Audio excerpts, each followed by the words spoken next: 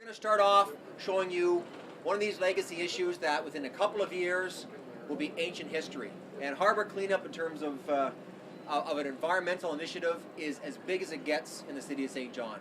We fought for 15 plus years, and I mean we fought. Make no mistake about it. It was a huge community effort.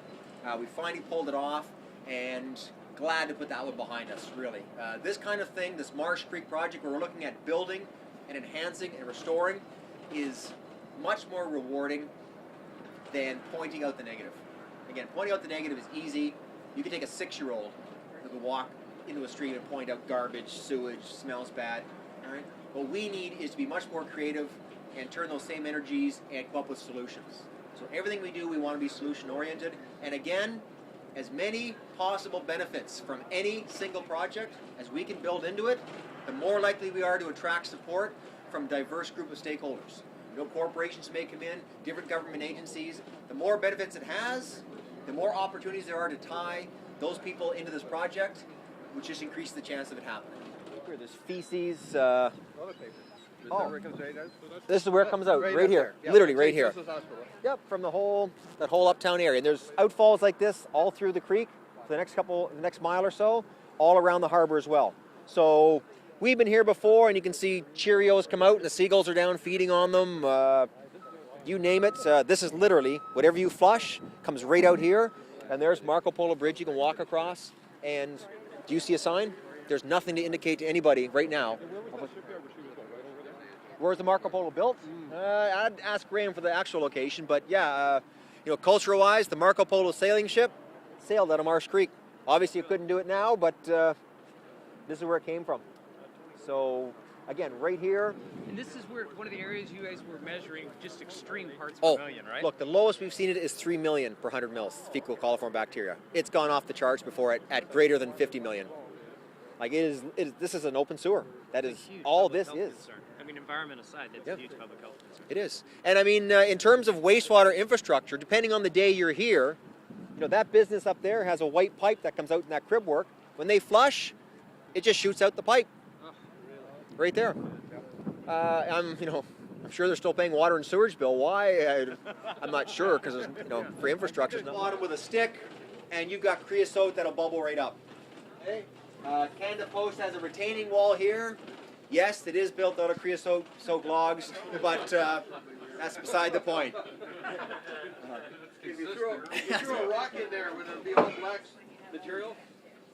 Would it be black material if we threw a rock in? Yeah, probably not, but if I just took a stick and stuck it in that situation, you certainly would. Now, having said that, with the retaining wall, I should also note that Canada Post has also put in 1 meter steel sheet piling wall along the base of this entire structure to keep the creosote from migrating off their site as much as possible. They also have wells drilled throughout their parking lot that are monitored on I believe a quarterly basis by an engineering firm. So they are at least have made the effort to try and keep material from migrating off their site, at least into the creek proper. So there have been some measures that have been taken, but again. It's called a Waterloo barrier wall. If you ever want to Google the design. Okay.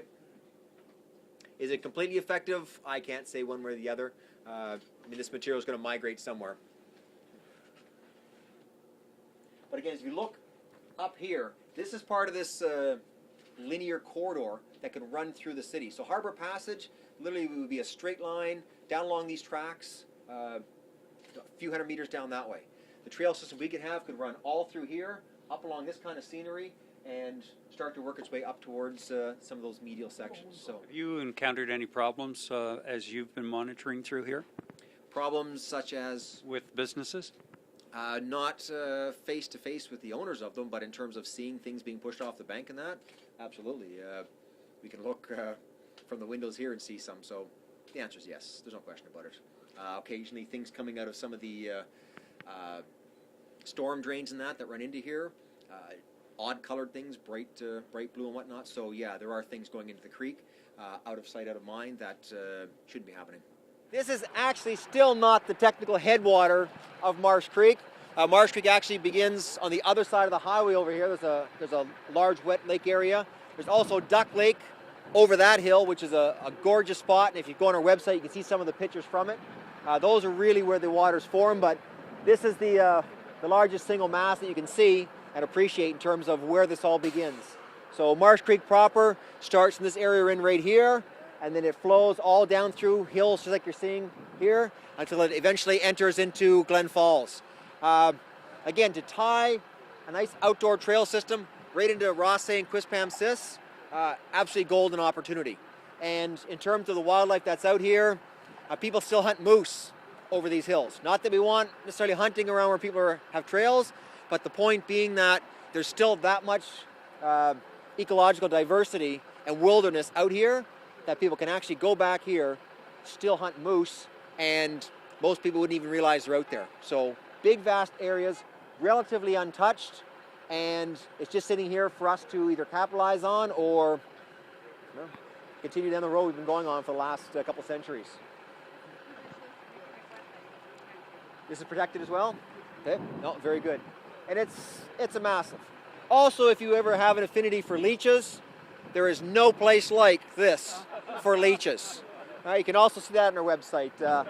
Where this enters and Marsh Creek officially starts, just down this road, all you have to do is take a couple rocks, bang the creek bottom, and you watch them come. They come out of the woodwork just like an army. So we have those on video as well, but that's just an aside. Village in the background, Glen Falls, where Marsh Creek comes down out of those high-rising hill areas.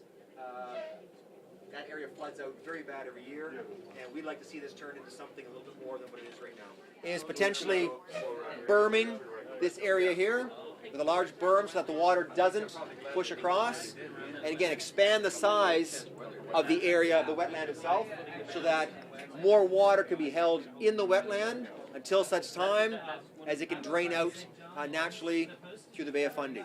As I was saying though to some of the others though, all of this large floodplain bowl we're looking at right here, some 3,000 hectares running into this, all has to drain under StressCon, the building. There's a 30-foot opening under the building of StressCon, and this entire watershed has to funnel through that one bottleneck to empty. That's a huge part of the issue we have with why it takes so long during extreme rain events to get the water out of this system. Big bottleneck. But the owners of the mall are certainly very interested in working with other partners to expand the size of this. There's a couple of consulting firms been working on it for the last year or so. So we're certainly hoping, we thought it might break ground this year, but we're certainly hoping that next year we actually see some movement in here. And we're keen to see if it actually does help at least alleviate some of the potential flooding that's taking place through here. All right, so again, in terms of a view of Marsh Creek and the floodplain itself, this is as good as it gets. Maximum elevation, and again, as you look out, off to the east and whatnot, you can certainly see the hillside that Marsh Creek rolls down from. In fact, that valley over there is where Marsh Creek proper comes in. We have different tributaries that roll in from various spots, and the section we were talking about earlier, there is where the tour bus is, right down below us over there at the Mediterranean restaurant. In behind it is that large medial Marsh Creek section. Hang on, we won't be here long. And again, all this large floodplain area, this massive bowl, all runs off the hills over there, and all has to go under that StressCon building right over there. In about a 30-foot wide little swath, it goes under that building. So you're talking about 3,000 roughly hectares of drainage that pour through one small bottleneck right under that building over there. And it's not the fault of the building, it's just a fact of the situation that we have in front of us here right now. So these are some of the challenges that we need to resolve, and this puts it into good perspective with regards to how big of an area we're talking about. And you can't even see a lot of this watershed from here. The fact that it really drops into this low-lying area, and then that there are these natural features that run throughout the city. Outlet to Marsh Creek, this is the forebay. Ultimately, as you go along the left-hand side over there, it would go under the Courtney Causeway and exit through the tie gates, which are literally where those cars are coming at us right now. So again, in terms of the single largest piece of this project as a wetland goes, this is it. It's a massive area. We're at the geographic center of St. John right now. So in terms of benefits to the community, this one has everything going for it. During the tide or the flood events, to have this expanded so that the water can at least continuously drain down into here to try and alleviate some of the flooding further upstream. Absolutely huge. Great ecotourism opportunities, and again with a trail, maybe some gazebos, some panels, what have you. Marco Polo, again, the sailing ship was built and sailed out of Marsh Creek. Again, that kind of cultural history in that could certainly be promoted here in this area. So large area. All you have to do is put some thought into what this could be turned into. And again, as a benefit to the community compared to what it is right now, huge, huge opportunity. It really is. You can also see that as a causeway, it is not fully sealed against the Bay of Fundy. And you can see water that's leaking through from the Bay of Fundy, pushing in here. There's another one over there. So in addition to the fact that the tide gates themselves aren't fully functional, we do have leakage through the material on the causeway itself that also pushes back into this Marsh Creek system.